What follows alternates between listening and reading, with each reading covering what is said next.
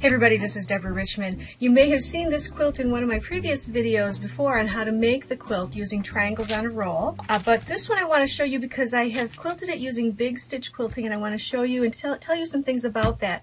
I have a video on how to do big stitch quilting. I will link that below as well. But here's just some details about this particular quilt that I wanted to show. Now in this particular quilt I used a very simple pattern for quilting it, so I didn't have to do a whole lot of marking, that sort of thing. And here's what I did. I took essentially what was a block, started here, and from the middle I started just quilting straight lines through this star. Now what happens is this, for instance, right here you'll be able to see this straight line then turns into a square because I've done the same thing on this block. So the lines are here, here, here, here, and again in each block. Now the other thing I wanted to show you about this block is that I really wanted to experiment with lots of different threads and see what happened. So I just went to my cupboard and pulled out all the different threads I've got and just started trying them. Now I had a lot of success with the pearl cottons. When you use pearl cotton, the one thing you do have to think about is what size is your needle and then what size is your pearl cotton. So you'll want to just test that. I like to use a big stitch needle from Peppercorey, and I'll give you information below on where to get those too. But they have a bigger eye, and you can use them on some of the thinner pearl cottons.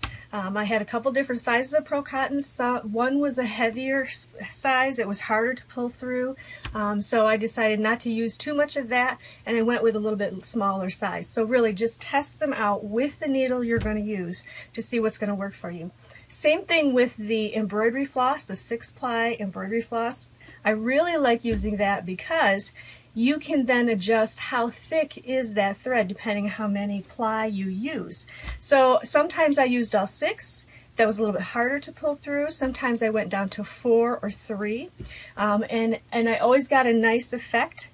I also used every color I have. This particular quilt lent itself pretty well to just about any color, so I really mixed them up, and I think it made a nice effect. Again, the color doesn't pop at you in the stitches, but you do see it from here to there as you're looking around the quilt. Now the third type of thread that I used, and this was really like a wild card, I didn't know if it would work or not, is the metallic embroidery floss. I don't know if that's what you call it, but it has like several ply to that as well. That's trickier stuff to use, and we usually use it for very specific things in quilting, but I hadn't used it very much and tried it. It was successful using it, but you did have to play with it a little bit more. I found that using all of the 6 strands was too much. There was a little, it would sometimes separate, and sometimes it would twist up a little more. So if I brought it down to a smaller size, less ply, then I was able to pull it through pretty easily and keep it looking straight. And I really do like the effect of the metallic because you can see here and there where it really stands out and it shines as you're looking at it, depending on what light you're looking at it. So I just wanted to show you that first of all, you don't have to be real particular about what colors you're using. On a scrap quilt like this, you can just really go wild.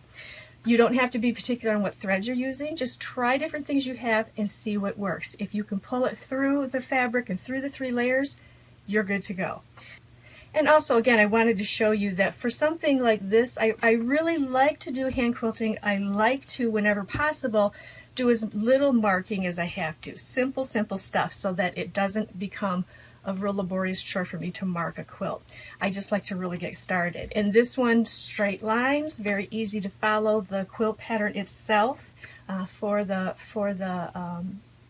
where the lines should go, and it was a lot of fun. If you haven't tried big stitch quilting, you really should try it. It is a lot of fun.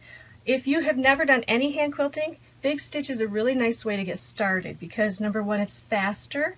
It's more forgiving. You don't have to worry about teeny tiny stitches. In fact, it's better if you don't have tiny stitches. So it gives you good experience in handling your quilt and putting it in a hoop, learning how it is you'll turn it and play with it and stitch. And then as you do some if you're new to quilting and as you do some big stitch quilting, I think what you'll find is you'll very easily then move to traditional hand quilting. which is a really nice skill to be able to use. There are some quilts that look fantastic with hand quilting, and I'm going to be doing a lot more of the big stitch quilting because I want to really see what are all the different effects you can really get from the big stitch. So stay tuned, we'll have more, and thanks for joining me.